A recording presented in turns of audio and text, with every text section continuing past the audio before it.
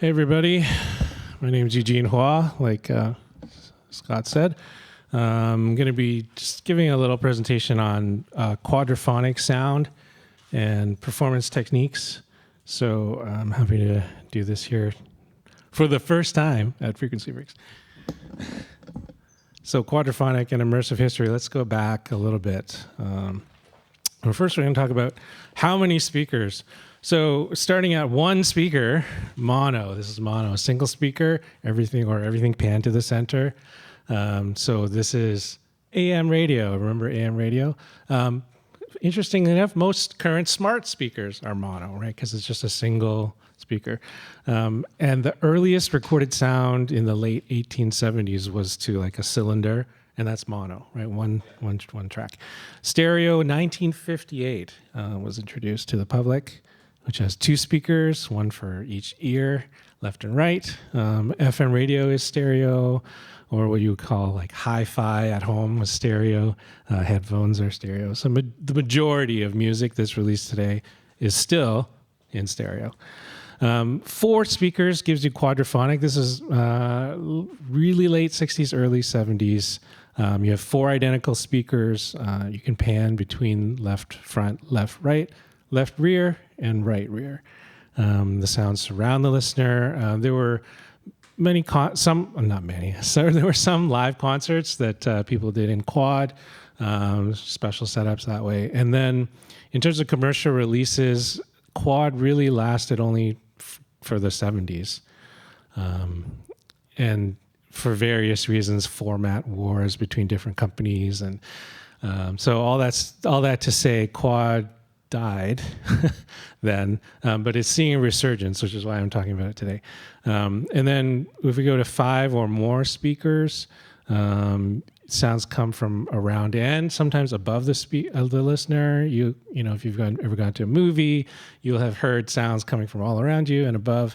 Dolby Atmos is the new hot surround immersive format there. And so some streaming, you'll get Dolby Atmos, Blu-ray audio, modern movies, et cetera, et cetera.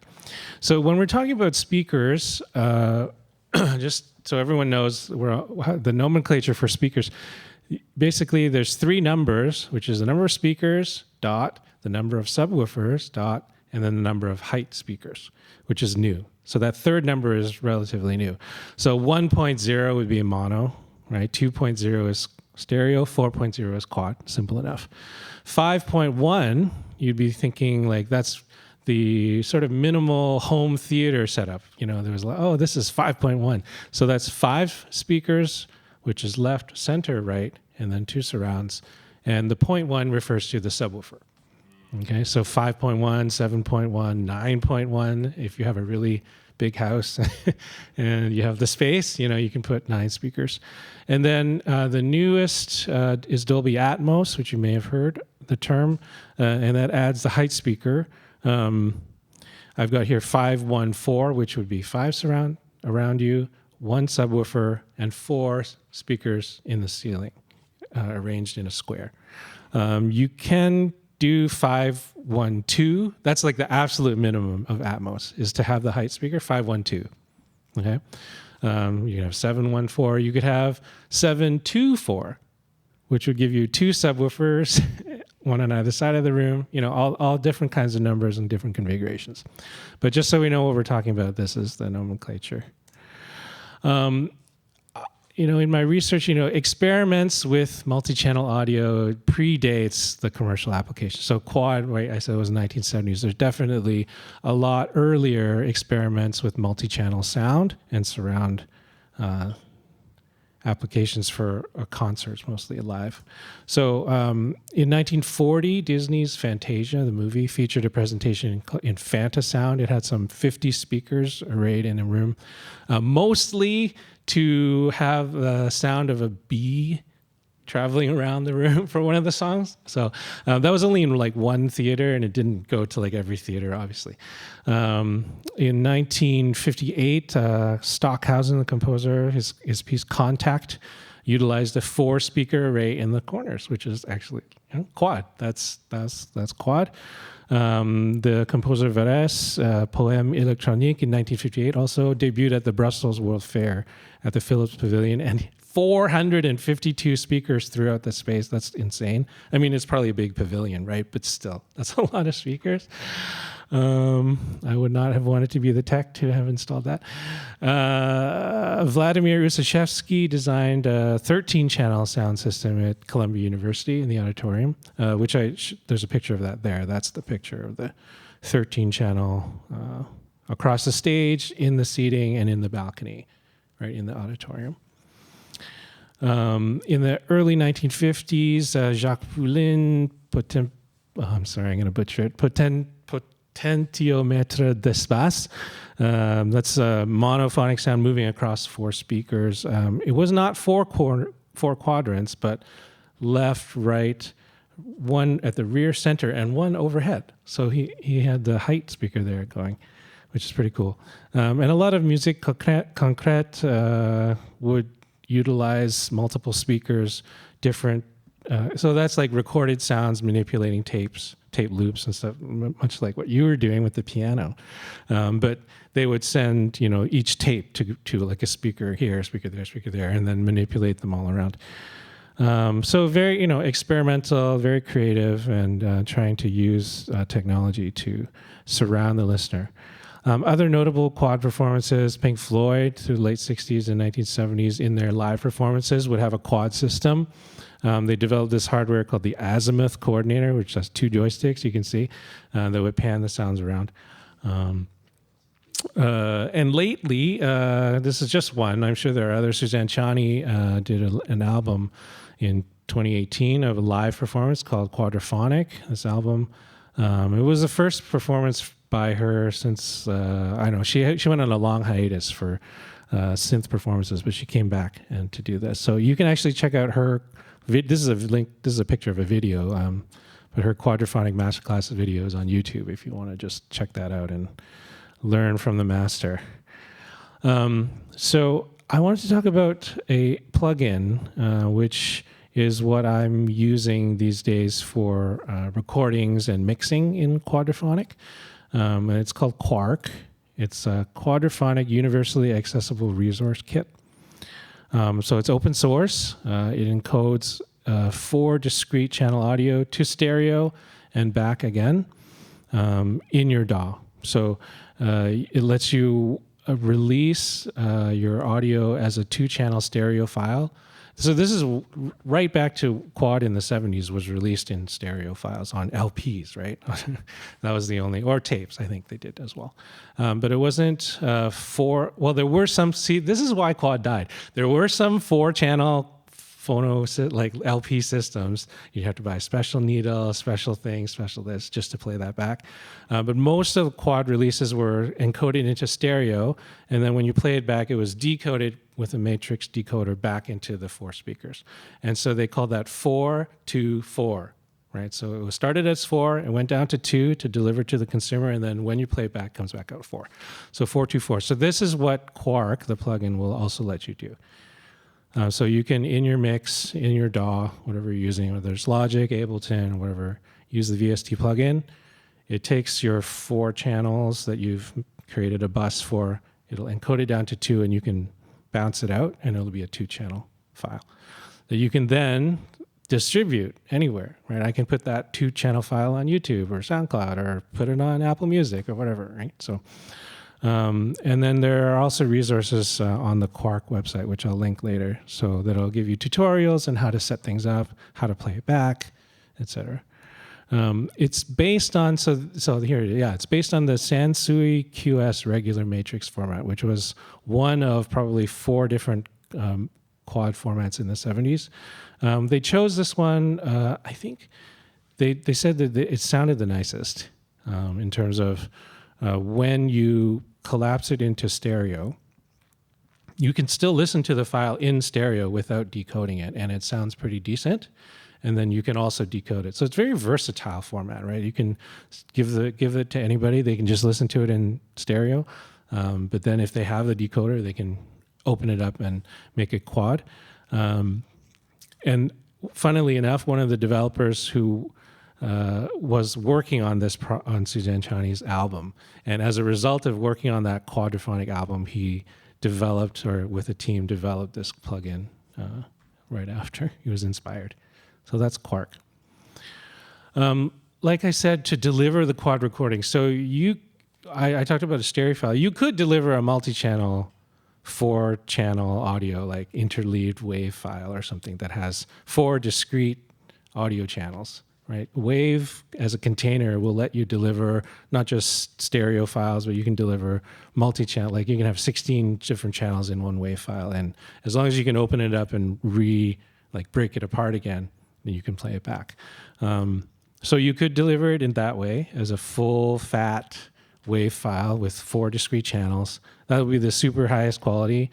But most people can't listen to that unless they put it in their DAW and play it back through their system, which, fair enough, you might have to do that anyway because not everyone has a quad system. But in terms of distributing that, you're basically, you're talking about directly selling this file to somebody, or you can't really stream that file. Using QUARK, if it's matrix encoded, it's just a stereo file. So you can distribute it anywhere, like I said.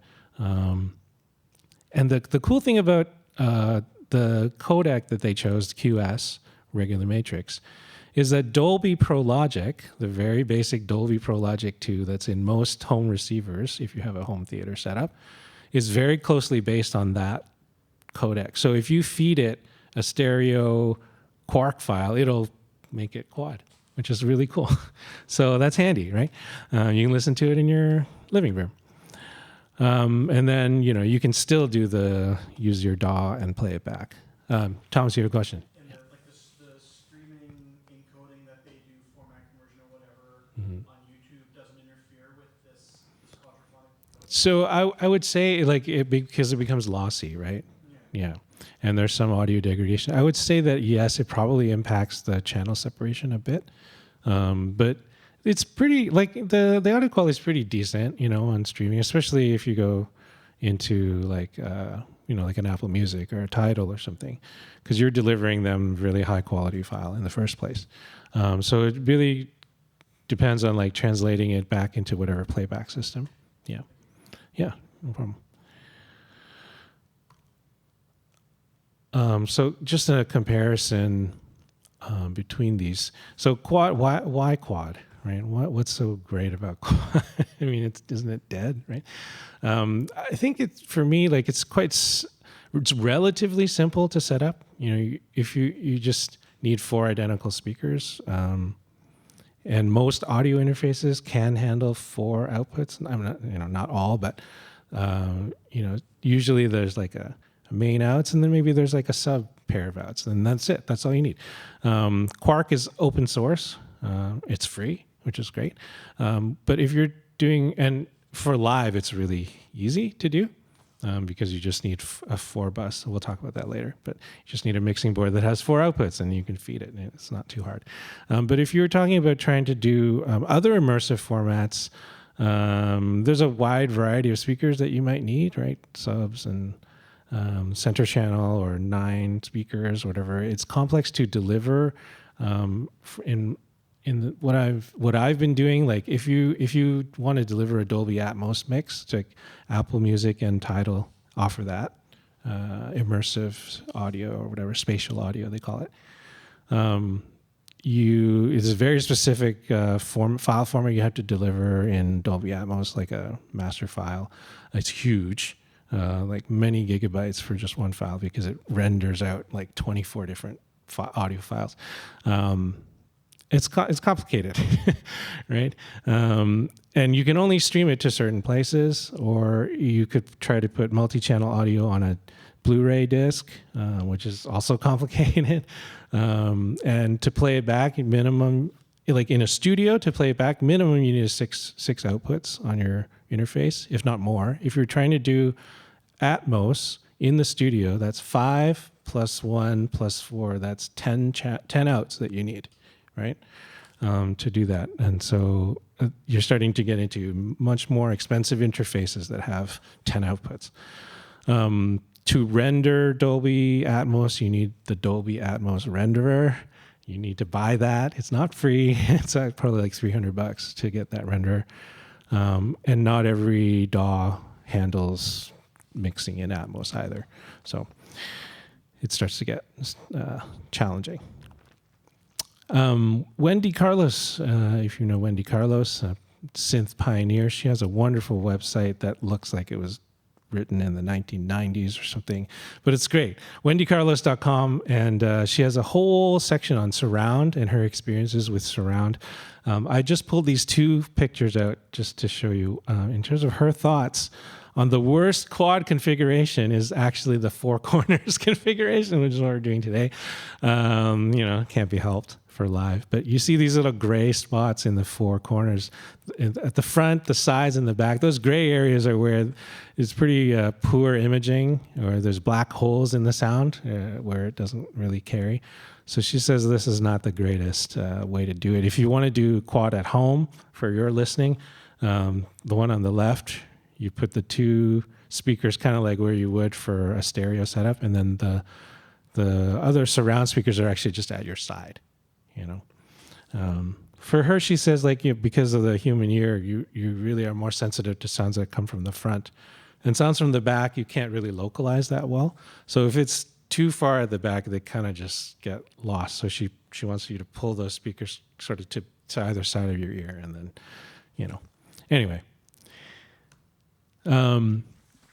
So for live performance, not playback, but for actual live performance, for quad, obviously you need a sound system or mixing board that has 4 buses or 4 outputs that you can assign 4 speakers independently to.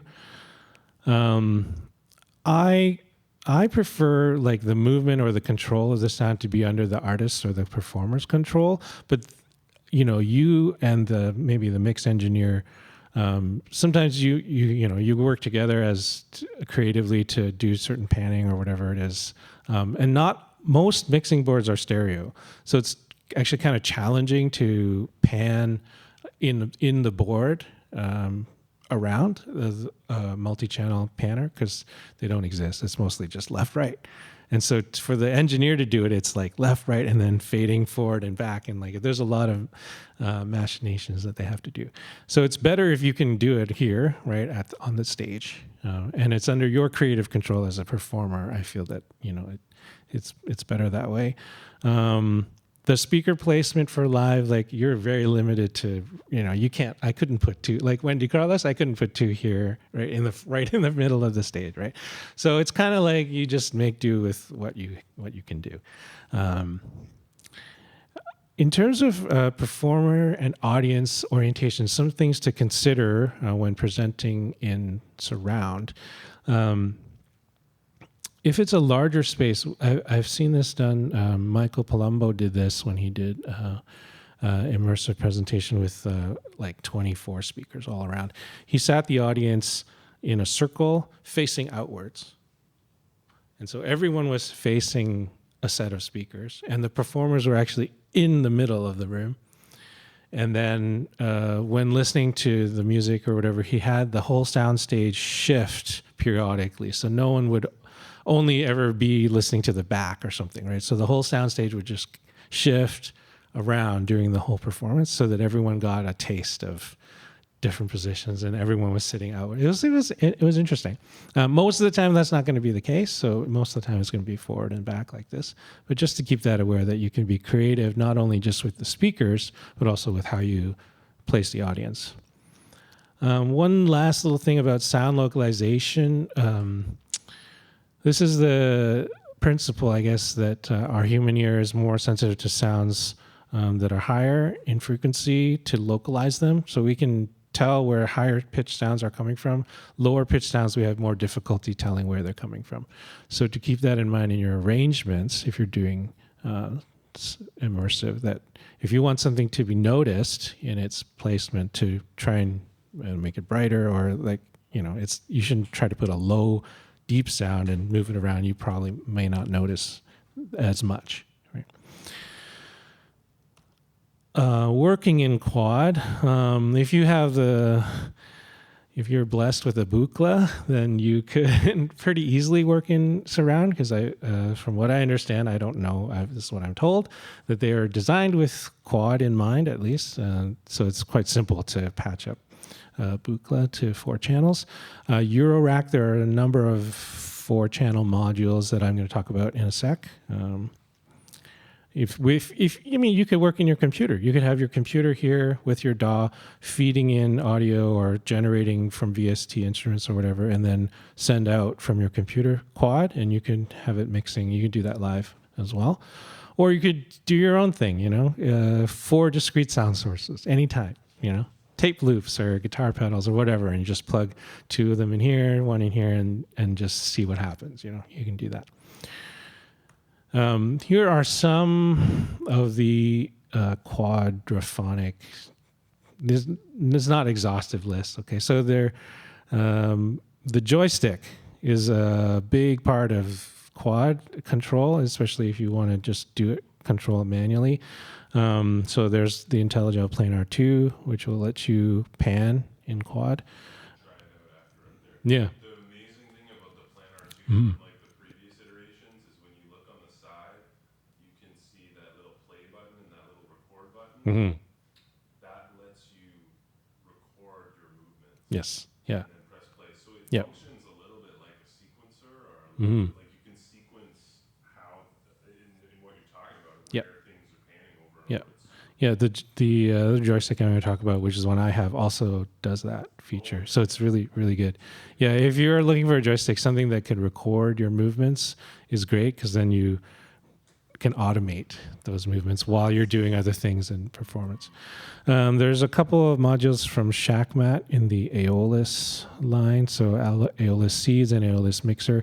The Mixer is more of like a static placement of inputs, so you can put your inputs in the sound field, and then you can send it out to the quad.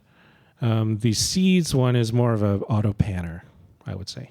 LFO, auto panning, moving things around quadrants in a regular fashion. So the UHE civilization, I didn't know they made, first of all, I didn't know they made Eurorack modules, which is cool. But I, from what I understand, this is also a type of auto panner situation. You feel free to look these up later. If you're using Buchla, you could use this guy, which is a Kilpatrick Audio. It's made in Canada, which is great. It's the Sextuple Quadraphonic Spatial Director. Yeah. So I don't know. I mean, someone said, you only have 2 hands. Why do you have 6 panners? But I'm like, you could do this. I could do it with my fingertips, and I could. They're close enough together.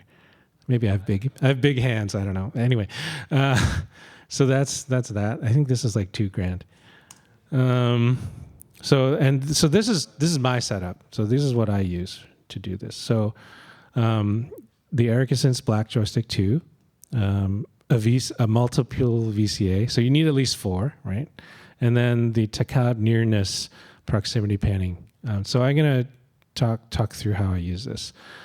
So the joystick has a mode that's called south, north, east, west, and you combine 2 of the outputs together. And as you move the joystick around, it sends a voltage, control voltage, to only one of the 4 outputs.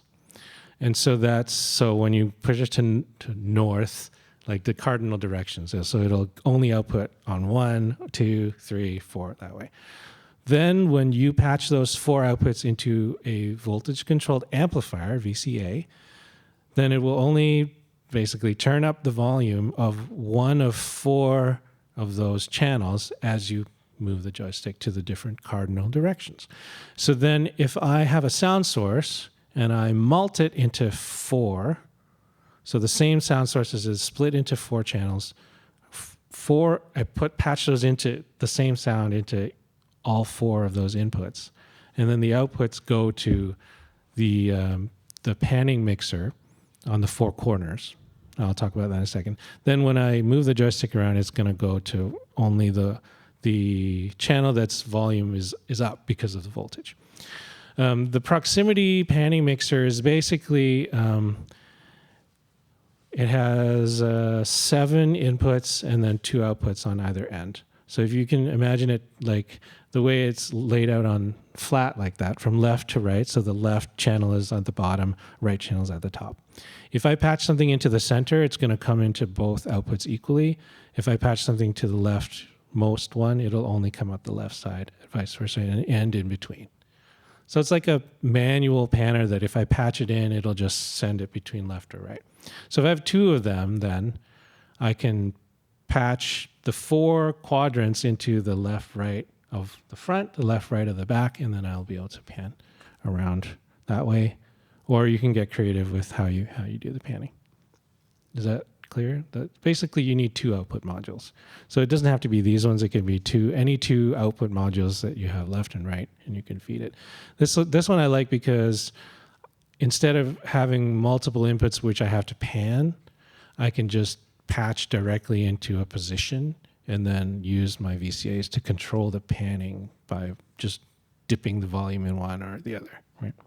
Proximity to the left or right output sort of staged, like dead center. Mm-hmm. Yeah. Out from that, it's 33, 34. That's right. Yeah. 75, Yeah. 100%. Yeah. Yeah. 100. Yeah. So yeah, you can see there's 3 on either side of center, and then the outputs are on the farthest points. So that's basically, these are some resources from which I pulled a bunch of information. The QUARK plugin is there at quarkpsychic.com. Wendy Carlos's site I mentioned. Immersiveaudioalbum.com has many files for you to purchase that are in multi-channel, full high-res multi-channel that you can experiment with at home or whatever. So I thought I would just give a little demonstration of the panning and stuff. And